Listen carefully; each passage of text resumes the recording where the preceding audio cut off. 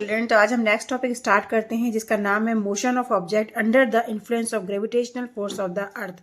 ठीक है, तो देखिए अगर आपको इससे पहले वाले टॉपिक्स अगर समझने हैं तो आप वीडियो में जाकर देखिए, आपको सारे टॉपिक समझ में आ जाएंगे। तो देखिए, let us do an activity to understand whether all objects hollow solid big small will fall from the height at the same rate. यानी अगर हम एक एक्टिविटी करते हैं और उससे समझें कि हमारा जो ऑब्जेक्ट है, अगर चाहे वो खोखला हो यानी हॉलो हो या सॉलिड हो या बिग हो या स्मॉल हो, अगर हम किसी भी हाइट से उसको गिराते हैं तो वो सेम रेट से नीचे गिरता है। ठीक है, यहाँ पर ये बात इन्होंने बोली है। लेकिन अगर हम ऐसे तो समझ नहीं लेंगे, ऐसे तो हम मान नहीं लेंगे कि ऐसा क्यों होता है, लेकिन यहाँ पर हम कुछ एक्टिविटी के थ्रू हम समझ सकते हैं कि ऐसा कैसे हो सकता है। ठीक है, take a sheet of paper and stone, drop them simultaneously from the first floor of the building, observe whether both of them reach the ground simultaneously. तो देखिए, हमने एक पेपर का शीट लिया है और एक स्टोन लिया है, दोनों को हमने फर्स्ट फ्लोर की बिल्डिंग से गिराया। ठीक है, अब वो दोनों ही क्या है, नीचे गिरेंगे और साइमल्टेनियसली गिरेंगे। ठीक है, we see that paper reach the ground. अब आप देखोगे कि we see that paper reach the ground little later than the stone, यानी जो पेपर है वो देर से जा रहा है अर्थ के ऊपर स्टोन के मुकाबले, यानी स्टोन पहले चला जा रहा है। This happen because of air resistance. ऐसा क्यों होता है? एयर रेजिस्टेंस की वजह से, क्योंकि जो इन्वायरमेंट में हमारी हवा है, एयर है, वो हर बॉडी के ऊपर, हर ऑब्जेक्ट के ऊपर रेजिस्टेंस क्रिएट करती है। तो this happened because of air resistance, the air offer resistance due to friction to the motion. ऐसा जो रेजिस्टेंस पैदा हो रहा है वो किसकी वजह से हो रहा है? मोशन, जो बॉडी जो ऑब्जेक्ट है वो मोशन करते हुए उसमें एक फ्रिक्शन पैदा हो जाता है, इस वजह से उसमें एक रेजिस्टेंस पैदा होता है। ठीक है, the resistance offer by air to the paper is more than the resistance offer to the stone.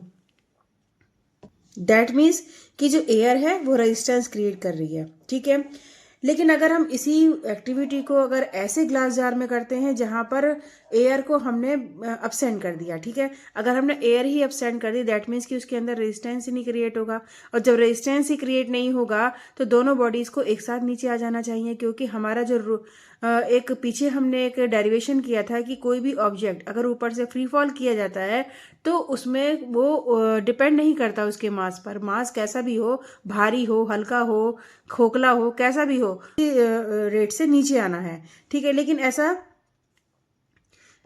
ये तभी पॉसिबल हो सकता है जब वहां पर वैक्यूम कर दिया जाए। तो दोनों ही यानी स्टोन और पेपर दोनों ही एक साथ नीचे अर्थ पर गिरेंगे। नेक्स्ट पॉइंट है इसमें, we know that an object experiences acceleration due free fall. जो हमें पता है कि कोई भी ऑब्जेक्ट जब फ्री फॉल गिराया जाता है तो उसके अंदर वेलोसिटी चेंज होती है, दैट मीन्स कि उसका एक्सेलरेशन चेंज होता है। ठीक है, ये हम पीछे पढ़ चुके हैं। This acceleration experience by an object is independent of its mass. ये बता चुके हैं कि कोई भी जो बॉडी नीचे अगर गिर रही है इंडिपेंडेंटली तो वो मास पर डिपेंड नहीं करती। कैसा भी मास हो, कितना भी भारी हो, कितना भी हल्का हो, वो उस पर डिपेंड नहीं करती। This means that all object hollow solid big और स्मॉल ये should fall eight the same rate. सारे जितने भी, चाहे खोखले हों, भारी हों, हल्के हों, छोटे हों, बड़े हों, सारे ऑब्जेक्ट्स क्या है, सेम रेट से नीचे ग्राउंड पर आएंगे। ठीक है, according to this story Galileo drop different object from the top of the learning tower of Pisa in Italy to prove that same. तो उन्होंने ये प्रूव किया था, प्रूव करने के लिए डिफरेंट जो ऑब्जेक्ट्स हैं, हल्के भारी, सबको ड्रॉप किया था कुछ ऊंचाई से। ये उन्होंने यहाँ तक कि वहां से भी ड्रॉप करके देखा था, टावर जो पीसा में है, पीसा का जो टावर है इटली में, वहां से भी ड्रॉप करके देखा था, तो सेम रेट से हर चीज नीचे आ रही थी। As g is constant near the earth. देखिए, हमारा जो जी होता है वो अर्थ के पास में कांस्टेंट होता है। All the equation for the uniformly acceleration motion. तो हमने मोशन की 3 इक्वेशन पढ़ी हैं, जिसमें क्या है कि v इज इक्वल टू, देखिए यहाँ पर v is equal to u plus a t, s is equal to u t plus half a t square, v square is equal to u square plus 2as। ये 3 equation हमने motion की पढ़ी थी। तो अगर हम बात करेंगे जी की, तो हम इस ए की जगह जी भी लिख सकते हैं। जी क्या है? ग्रेविटी की वजह से एक्सेलरेशन क्रिएट होता है।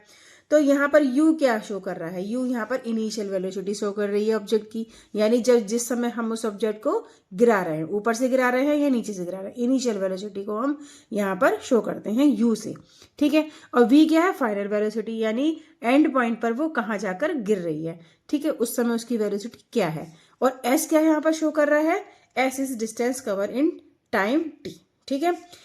तो ये यहाँ पर हमने इस इक्वेशन को समझा, लेकिन यहाँ पर एक बात ये है कि जो g की वैल्यू है या a की वैल्यू है वो एक बार निगेटिव भी होती है और पॉजिटिव भी होती है। ये समझना है हमें कि पॉजिटिव कब होती है और निगेटिव कब होती है। In applying this equation we will take acceleration a is to be positive when it is in the direction of the velocity, ठीक है।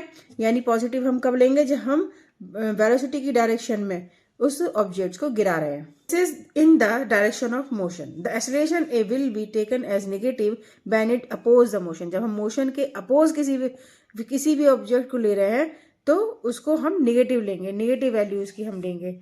तो ये हुआ हमारा इस पॉइंट का पूरा डेरिवेशन, पूरा एक्सप्लेनेशन। और आपको अगर वीडियो मेरी पसंद आ रही है तो आप इसको लाइक कीजिए, सब्सक्राइब करिए और शेयर भी कीजिए। Thank you very much.